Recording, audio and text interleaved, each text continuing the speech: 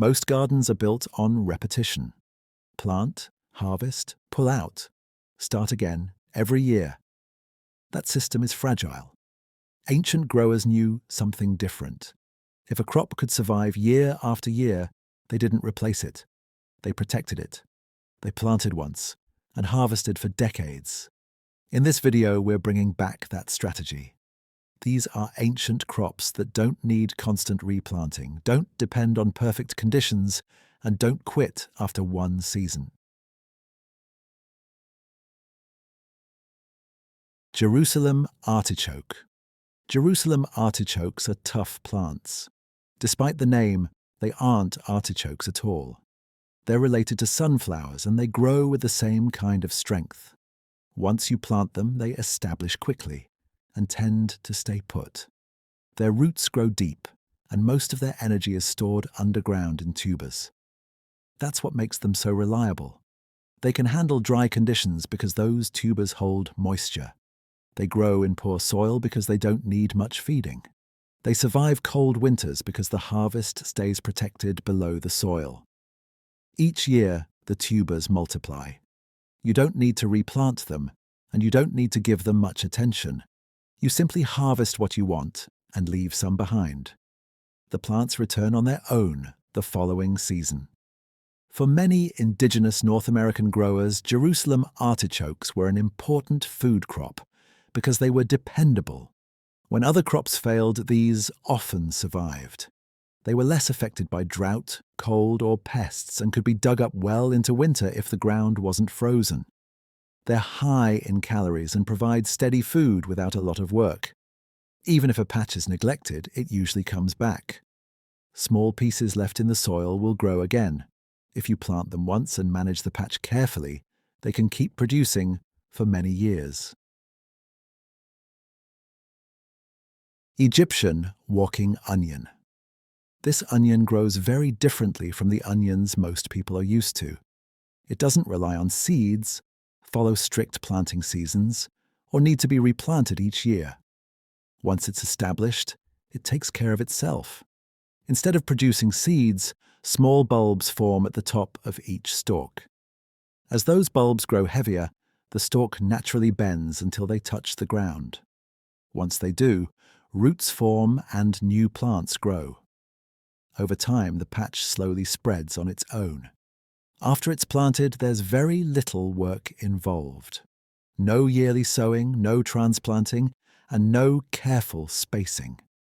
It survives freezing winters by dying back underground, and it handles summer heat without bolting or falling over. It also tolerates neglect better than most annual crops. You can harvest it at different stages throughout the year. In early spring, you can cut the green tops when little else is growing. Later on, you can harvest mature bulbs from the ground. The small bulbs from the tops can be pickled, stored, or used to start new plants. Growers valued Egyptian walking onions because they were reliable. Even if they were ignored, partially harvested, or grown in poor conditions, they kept coming back year after year. One planting could provide food indefinitely. They weren't prized for producing a huge harvest all at once, but for being dependable over time. In gardens where consistency mattered, a plant that could renew itself without effort was incredibly valuable. Egyptian walking onions don't require much care. Once planted, they can remain productive for decades. Good King Henry. Before spinach became widely grown, many European households relied on Good King Henry. It wasn't unusual or hard to find. It was simply dependable. That's why it showed up in cottage gardens across Europe for centuries.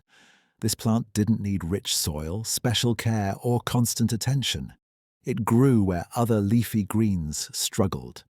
Poor soil didn't stop it. Cold weather didn't bother it. Even neglect rarely killed it. That reliability made it valuable. Almost every part of the plant could be used. The young leaves were picked and cooked like spinach. The tender shoots were prepared much like asparagus. Even the flower buds were eaten, similar to broccoli. One plant provided several different harvests year after year. Once established, Good King Henry came back every spring, often earlier than most other greens. That early growth mattered. After long winters spent eating stored food, fresh greens were important for restoring energy and preventing nutrient deficiencies. People didn't grow Good King Henry for a single large harvest. They grew it because it lasted. A well-established plant could remain productive for 10, 15, even 20 years or more. It stayed in gardens not because it was fashionable, but because it was reliable. It returned every year when it was needed most. That kind of consistency is why growers trusted it when having dependable food mattered. Sorrel is one of the oldest cultivated leafy greens in Europe. Long before modern salads or year-round vegetables, it was a reliable food source. It has a sharp, lemon-like flavor that feels fresh and bright. But taste wasn't the main reason people grew it. Timing was. Sorrel is one of the first plants to appear in spring. It often pushes up before the soil has fully warmed, before annual greens can be planted, and before the garden looks alive again. That early growth made it especially important. The plant survives winter underground, protected until temperatures rise. Then it comes back quickly. Leaves appear when little else is growing, when stored food is running low, and when people need fresh nutrients again. Sorrel is high in vitamin C, which made it especially valuable after long winters. It helped prevent deficiencies, restore energy, and balance diets at a critical time of year. Once it starts producing, it keeps going. Regular harvesting encourages more growth, and the leaves grow back quickly. With very little care, sorrel plants can stay productive for 10 years or more. Growers relied on sorrel to carry them through the gap between winter and the main growing season, a time when food was often scarce. Plant it once, let it establish, and it returns every year right when it's needed.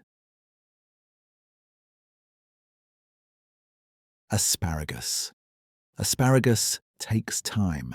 There's no fast reward and nothing to harvest in the first year that feels meaningful. It asks for patience before it gives anything back. Early on, the plant focuses on what you can't see. Its roots grow deeper into the soil, and energy is stored instead of used for growth above ground. Those first years are about building strength. That patience pays off. Once asparagus is established, it can produce for 20 years or more. Not delicately or unpredictably, but reliably. It survives cold winters by dying back underground. It handles summer heat by drawing moisture from deep in the soil. Each year, its root system grows stronger. The spears come up thicker, growth becomes more vigorous, and the harvest season slowly expands. The plant actually improves with age. Because of this, growers treated asparagus beds as permanent parts of the garden. The location was chosen carefully and protected. An asparagus bed wasn't planted just for the person who put it in, it was planted for the future. It was common to think of it as food for children and grandchildren, not just for the current household. While annual crops needed to be replanted and managed constantly, asparagus rewarded restraint. You harvest carefully, leave enough energy for the plant, and let it continue growing. In return, it comes back every spring, often stronger than the year before. For many growers, asparagus wasn't just another crop. It was a long-term commitment that paid off for decades. Annual crops require constant effort. Every season starts over with planning, finding seed, preparing soil, and putting in repeated work. They depend on regular inputs and attention to succeed. Perennials offered a different approach. Once planted, they removed many of those repeated steps. Ancient growers understood this without needing to explain it. They favored plants that came back on their own, didn't need replanting after harvest and survived hard winters. They chose crops that asked for less water, less soil fertility, and less labor. That mattered because resources were limited. A plant that could survive without constant care was far more valuable than one that needed perfect conditions. Perennials also protected the soil. Their roots stayed in place year-round, keeping the ground covered and stable.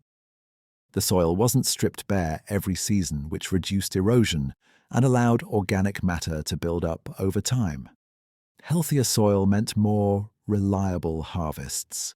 Most importantly, perennials helped growers survive bad years. Late frosts, dry summers, or failed annual crops didn't always mean hunger. Many perennial plants returned even when everything else struggled. That reduced risk, reduced labor, and lowered dependence on ideal weather. Perennial crops weren't chosen for convenience. They were chosen for continuity. Food that didn't have to be restarted every year was food people could depend on.